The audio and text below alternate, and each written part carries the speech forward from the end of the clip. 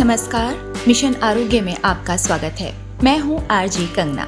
Metabolism के बारे में सुनते ही संतुलित वजन, पौष्टिक आहार, बेहतर रोग प्रतिरोधक क्षमता के बारे में बात की जाती है। आपके डॉक्टर भी आपसे कई बार इस बारे में जिक्र करते होंगे, लेकिन क्या आपने कभी सोचा है कि मेटाबॉलिज्म क्या होता है और ये सेहत के लिए इतनी अहमियत क्यों रखता है? असल में शरीर को स्वस्थ रखने के लिए कई शारीरिक गतिविधियां मेटाबॉलिज्म से जुड़ी होती हैं, लेकिन खराब जीवन शैली के चलते मेटाबॉलिज्म का स्तर बिगड़ जाता है, जिसके कारण कई तरह के रोग हमारे शरीर में घर बनाना शुरू कर देते हैं।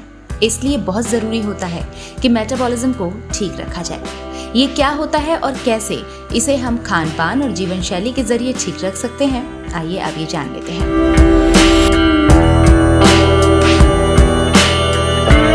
शरीर में होने वाली रासायनिक प्रतिक्रियाओं को अंग्रेजी में मेटाबॉलिज्म और हिंदी में चयापचय कहा जाता है। ये रासायनिक प्रतिक्रिया खाने को ऊर्जा में बदलने का काम करती है। दरअसल चयापचय शरीर में होने वाली लगभग हर गतिविधि के लिए जिम्मेदार होता है, जैसे सांस लेना, ब्लड सर्कुलेशन, शरीर के तापमान को कंट्रोल करना, मस्तिष्क की कई गतिविधियों को संचालित करना, मांसपेशियों को सिकोड़ना और शरीर से टॉक्सिन्स को बाहर निकालना आदि।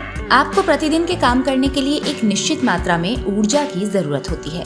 जब आप इस ऊर्जा के लिए जरूरत से ज्यादा खा लेते हैं तो वो फैट के रूप में जमा होने लगता है और मोटापे का कारण बनता है। आपको एक दिन में कितनी ऊर्जा की जरूरत होती है, उसे ही शरीर की मेटाबॉलिज्म दर कहा जाता है।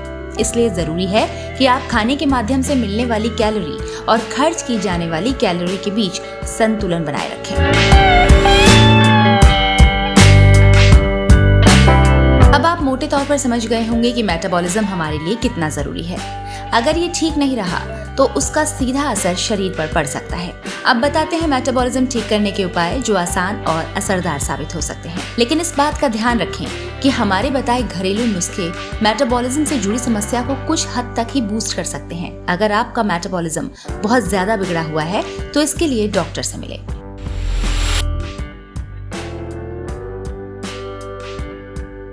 ग्रीन टी को सेहत के लिए बहुत अच्छा माना जाता है। इसमें एक ऐसा तत्व पाया जाता है जो मेटाबॉलिज्म बढ़ाने में मदद करता है। इससे हृदय रोग और मधुमेह का जोखिम कम हो सकता है। इसके अलावा ग्रीन टी मेटाबॉलिज्म पर भी असर करती है और ये ग्लूकोज मेटाबॉलिज्म में भी सुधार कर सकती है, जिससे डायबिटीज के मरीजों को फायदा मिलता है। इसके अलावा ग्रीन टी में एंटी ओबेसिटी गुण मौजूद होते हैं जो मोटापे की समस्या से भी बचाव कर सकते हैं। एक दिन में इसका 2 बार सेवन सेहत के लिए अच्छा माना जाता है।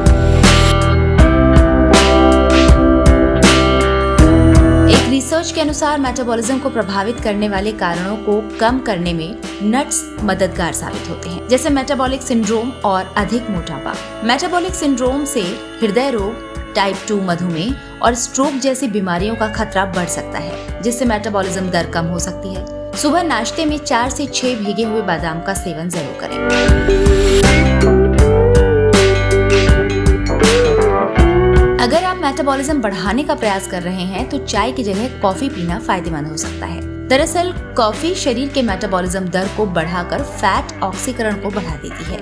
इसका मतलब ये है कि कॉफी ऑक्सीजन के साथ मिलकर खाने को ऊर्जा के रूप में बदलती है और उसे फैट के रूप में जमा होने से बचा सकती है। एक साइंटिफिक रिसर्च बताती है कि अगर अधिक वजन वाले लोग सीमित मात्रा में कैफीन युक्त कॉफी का सेवन करते हैं तो मोटापा कुछ हद तक कम हो सकता है।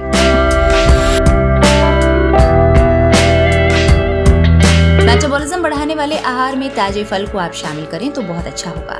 कुछ फलों में एंटी ओबेसिटी गुण पाए जाते हैं जो मोटापा कम करने में मदद करके मेटाबॉलिज्म को बढ़ाने का काम करते हैं। फलों में फाइबर और पानी की भरपूर मात्रा होती है, जिससे इन्हें पचाना आसान हो जाता है।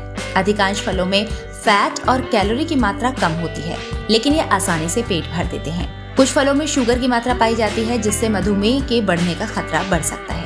इसलिए मधुमेह के मरीज फलों का सेवन करने से पहले एक बार अपने डॉक्टर से परामर्श जरूर कर लें। चाहे तो इन फलों का जूस बनाकर भी पी सकते हैं, लेकिन डॉक्टर जूस की जगह फल को खाना ज्यादा फायदेमंद मानते हैं।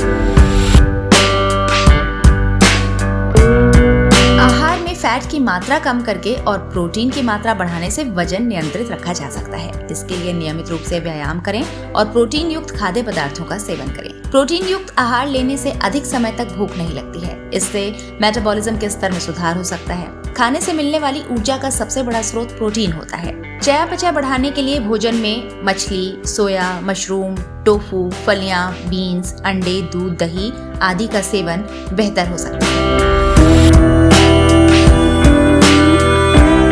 मेटाबॉलिज्म बढ़ाने के लिए भोजन यानी मेटाबॉलिक डाइट चार्ट में सब्जियों को शामिल करने के बहुत फायदे हैं। सब्जियों में फाइटोकेमिकल्स और एंटी ओबेसिटी एजेंट होते हैं। ये मोटापा बढ़ाने वाले एडिपोज टिश्यू को बढ़ने से रोकते हैं और मेटाबॉलिज्म बढ़ाने में सहायक होते हैं।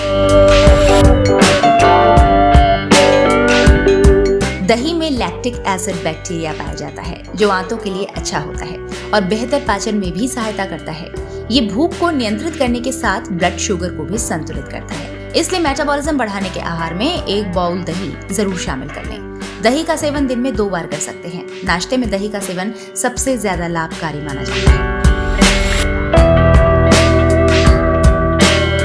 लहसुन का सेवन ब्लड में ट्राइग्लिसराइड, लिपिड और हानिकारक कोलेस्ट्रॉल के स्तर को कम करने में मदद करता है। लहसुन में एंटी इन्फ्लेमेटरी और एंटीऑक्सीडेंट गुण होते हैं जो मेटाबॉलिज्म को बढ़ाने के साथ मोटापे और शुगर की बीमारी से निजात दिलाते हैं। सुबह खाली पेट लहसुन की 1-2 कलियां खाने की सलाह आयुर्वेद भी देता है। मसूर की दाल प्रोटीन का अच्छा स्रोत है। ये दाल फाइबर, खनिज और विटामिन से भरपूर होती है। ये अपने बायोएक्टिव कंपाउंड्स की वजह से मोटापे, हृदय रोग और कैंसर जैसी बीमारियों से बचाने में मदद कर सकती है। साथ ही मसूर की दाल में कई और गुणकारी तत्व मौजूद होते हैं जो मेटाबॉलिज्म ठीक करने में मददगार साबित होते हैं। मेटाबॉलिज्म इंप्रूव करने में हंसना सबसे आसान उपायों में से एक है। लाफ्टर योगा के बारे में तो आपने सुना ही होगा। ये योग मूड को बेहतर करने के साथ एनर्जी को खर्च करने और हृदय की गति को बढ़ा देता है। इससे तनाव जैसी समस्याओं से भी राहत मिलती है जिससे मेटाबॉलिक दर बेहतर होती है। उम्मीद है अब आप मेटाबॉलिज्म के बारे में बेसिक और जरूरी चीजें जान गए होंगे। अगर आपने हमारी बताई बातों का ध्यान दिया तो न सिर्फ मेटाबॉलिज्म ठीक रहेगा बल्कि आप और भी तमाम बीमारियों से बचे रहेंगे। इस पेशकश में फिलहाल बस इतना ही। जानकारी पसंद आई हो तो चैनल को सब्सक्राइब कर लें। आपसे फिर होगी मुलाकात। नमस्कार।